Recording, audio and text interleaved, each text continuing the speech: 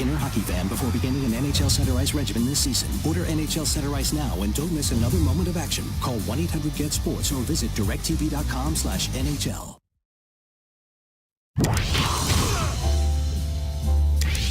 My favorite holiday of the year. It's family, friends, food, and football. Can anything be better? Hope you're having a great Thanksgiving. Enjoy. My favorite holiday of the year. Ooh, Mike Tirico, gotta love him, wishing everyone a happy Thanksgiving, including this guy, Ian Rappaport, joining us now. Bears-Lions kick off at 12:30 Eastern, 11:30 local there at Ford Field, and we're expecting Chase Daniel and not Mitchell Trubisky to be under center, as we've been talking to Stacey Dales all morning right here on NFL Network. Let's look beyond this game, which is a short week against a division rival. Is Mitch slated to miss any more time than that? My understanding, Kay, is that had this game been on Sunday rather than today, that Trubisky would have had at least a fairly good chance of being able to play. This is a bruised shoulder.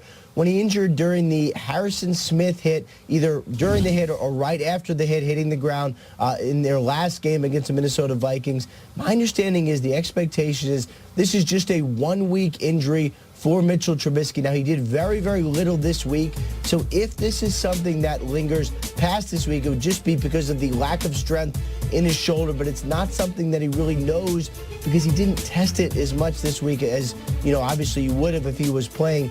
So the belief is that it's just a one-week injury, but if it is not, you do have a really solid backup plan in Chase Daniel, someone who's only started 2 games since 2014, but someone I know that Matt Nagy has a lot of trust in. All right, Ian, now we know that Alex Smith is out, which is unfortunate. Yes, he's out just like the kids when it's time to clean up the kitchen tonight at Thanksgiving. Colt McCoy, he is starting for Washington in today's NFC East matchup. Now, I think people want to know what's on the line for Colt McCoy. What's at stake for him in his future? Of course, for the Redskins, at stake is a playoff berth, but personally, for Colt McCoy, there's a lot more. And according to his contract, his 1 year, up to $7 million extension that he got in July, he can actually play his way into free agency if he hits several parameters, including 25 to 30% playing time, which if he starts the rest of the year, he's going to hit. So what does that mean? After the year, McCoy is going to have the option. Does he want to void the final year of his contract and become a free agent? Possible. Maybe cash in again if all goes well. The Redskins then have the opportunity to buy back based on his playing level and how far the team goes. They can buy back the year of free agency and keep him on the team. I'll give you one quick example. Let's say they win the division, possible, they're in first place now, and win a playoff game, then it would cost $2 million extra for the Redskins to keep him on the team in 2019. So McCoy wouldn't get to be a free agent, but he would end up making $5.5 million next year under that example. That is a lot to chew on, Ian Rappaport. We do know that today the NFC East is up for grabs. Appreciate you. And I need to know your least favorite Thanksgiving Day food while I have you. Least favorite food? Oh, man. What's the worst? That gives you the I ick. would say I like so much of it. It's not a hard question. I would think Ian would love anything that comes in scoops, right? Just anything. I don't like gravy. That's what Ian gets now. I'll tell you what. I always felt gravy is overrated. That's probably on my list of things I don't love. No gravy. I'm smoking a turkey right now. It's been on since 5. What's that? Ooh, smoking the turkey. Smoking the turkey. What a gentleman. I'm going to need you to bring It's been on since 5.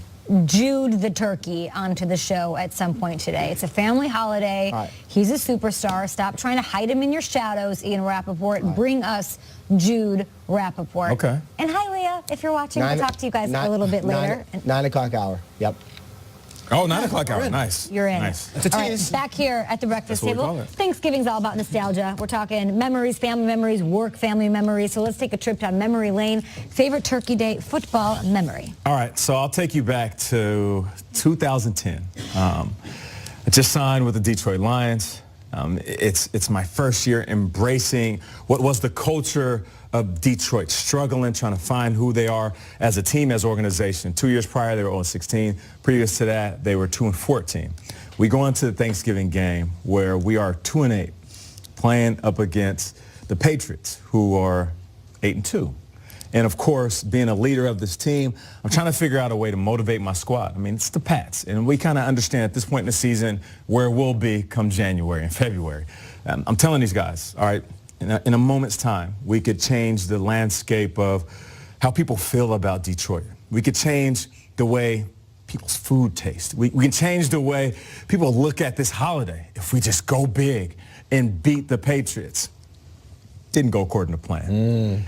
We play the Pats. Tom Brady comes in to our building, and the game's in the balance. And I'm thinking, all right, I think we got this. Just don't do anything stupid. Don't say anything. Don't wake up the sleeping giant. Don't make anybody mad.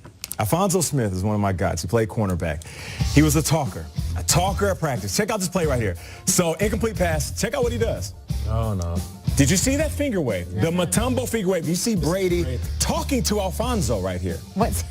I'm sitting on the sideline, and I'm saying, don't talk to Tom Brady. What happened? Tom Brady got mad, and he went off, and he riddled off 35 points after that.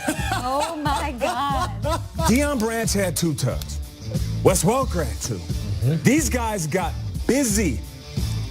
The moment that Alphonso looked at Tom Brady and gave him the finger wave, I wanted to pull him. Check out this play right here. That's my guy, Alphonso. I love you, baby. Deion Branch just Alphonso. Oh, my God, he just but he asked for this. He asked for this. Man. Alphonso was my dude, and we joked about it afterwards. Poor Alphonso Smith. We have saved the Alphonso pick 6? Where's that? But you Hey, really listen, now, knew that on the redemption sideline. to Alphonso's credit, he was balling. He was doing the Carlton end zone. He was feeling himself. Like he was on a heater for a while. He's Alphonso. He does the Carlton. I get it. Right? But I was thinking to myself, like, why? Why would you look at Tom Brady and do like this? And then keep walking towards Tom. And as you can see, Tom's like, okay, where's the flag at? He's talking to the ref. And then he like looks at, who are you talking to? Right. And he's like, word? So now all this is going through my head. We get to the sideline. Tom's on fire. And I like to say Tom goes Psycho Tom mode. And he went from, Thanksgiving, let me just have fun, to focus with the wrinkles in his forehead, going crazy, delivering balls, surgically picking us apart. And I remember thinking like, okay, maybe I'm exaggerating. Maybe I'm too far in the weeds. Maybe I'm trying to pull back the curtain. Maybe Tom Brady didn't lose it. Deion Branch is one of my best friends. I played with him in Seattle. I was going to say. I was like, I got to get a deep dive on this. So after the game, I'm like, hey, yo, Dirty, what's up? What's good? He's like, I'm chilling. I'm like, yo, let me ask you something. When Alphonso looked at Tom and gave him the Mutombo, like, did Tom notice that? He's like, oh, yeah. Yeah, it was a point. We was going to go after him after that. He said, after he did the finger wave, you guys were dead. I'm like, okay, I get it. So for me, even though it's not like a great memory, I'm talking about for us winning the game, maybe not a great memory for Detroit, but it was a simple fact that like I saw like the nuance of the game, like how trash talk shifted the whole dynamic. And one of the greatest quarterbacks of all time can still be motivated by a little bit of trash talk. And it was such a fun thing to watch. Even though we got spanked, like it was a life lesson. Like, don't ever make Tom mad, because if you do, like, you're as good as gone. We'll be back after this. Is Deion still on the phone? Deion, Happy Thanksgiving, Deion Branch. We'll be back after this. I want to say hi to him. Hey, Last second loss last week against the Lions, but can Cam rebound this week against the Seahawks?